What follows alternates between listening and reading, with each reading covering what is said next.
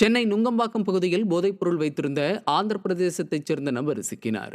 கல்லூரி சாலை பகுதியில் மெத்தபெட்டமைன் போதைப்பொருள் வைத்திருந்த 3 பேர் பிடிபட்ட நிலையில் ஆந்திராவைச் சேர்ந்த உதயகுமார் என்பவர் பிடிபட்டார்.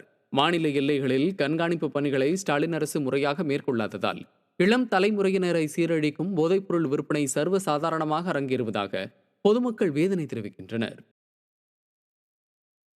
சென்னை வேப்பேரி பகுதியில் சட்டவிரோதமாக வலி நிவாரணி மாத்திரைகள் மற்றும் கஞ்சா வைத்திருந்த 3 பேர் பிடிபட்டனர். வேப்பேரி பிரிக்லின் சாலை பகுதியில் சந்தேகப்படும்படியாக நின்று கொண்டிருந்த 3 பேர் பிடிக்கப்பட்டு விசாரணை நடத்தப்பட்டது. இதில் பிடிபட்ட 3 பேரிடமிருந்தும் சட்டவிரோத விற்பனைக்காக வைத்திருந்த 600 உடல் வலி நிவாரணி மாத்திரைகள், 530 கிராம் கஞ்சா, 3 செல்போன்கள் மற்றும் 20 ஊசிகள் கைப்பற்றப்பட்டன. ஸ்டாலின் ஆட்சியில் பாலியல் குற்றங்களுக்கு அடுத்தபடியாக சட்டவிரோத போதைப்பொருள் விற்பனையும் அதிகரித்து வருவதாக பொதுமக்கள் குற்றம் சாட்டுகின்றனர்.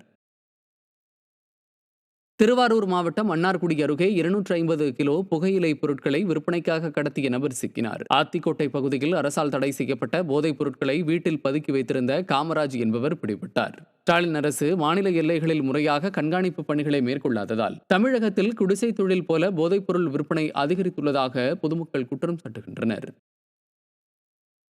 கடலூர் மாவட்டம் பண்ருட்டி அருகே குட்கா உள்ளிட்ட புகையிலை பொருட்களை விற்பனை செய்த 2 பேர் சிக்கினர். ஒரையூர், மணப்புத்தூர் பகுதிகளில் உள்ள பெட்டிக்கடைகளில் நடத்தப்பட்ட சோதனையில் 20,000 ரூபாய் மதிப்பிலான 21 கிலோ குட்கா உள்ளிட்ட புகையிலை பொருட்கள் விற்பனைக்காக வைக்கப்பட்டிருந்தது தெரியவந்தது. இதையடுத்து குட்கா உள்ளிட்ட புகையிலை பொருட்களை விற்பனை செய்த ஒரையூர் பகுதியைச் சேர்ந்த புஷ்பராஜ், அதியமான் ஆகியோர் பிடிபட்டனர்.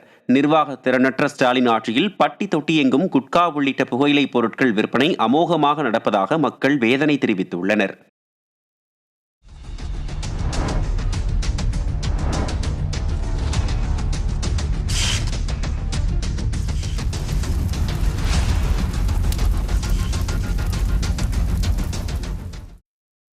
சென்னை சவுகார்பேட்டை அருகே பெண்ணுக்கு பாலியல் தொல்லை அளித்த வடமாநில நபர் பிடிபட்டார்.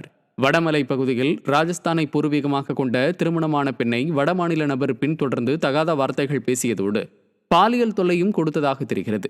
இதுகுறித்து புகார் அளிக்கப்பட்டதால் உத்தரப்பிரதேசத்தைச் சேர்ந்த டிங்கு என்கிற சுசில்குமார் பிடிபட்டார்.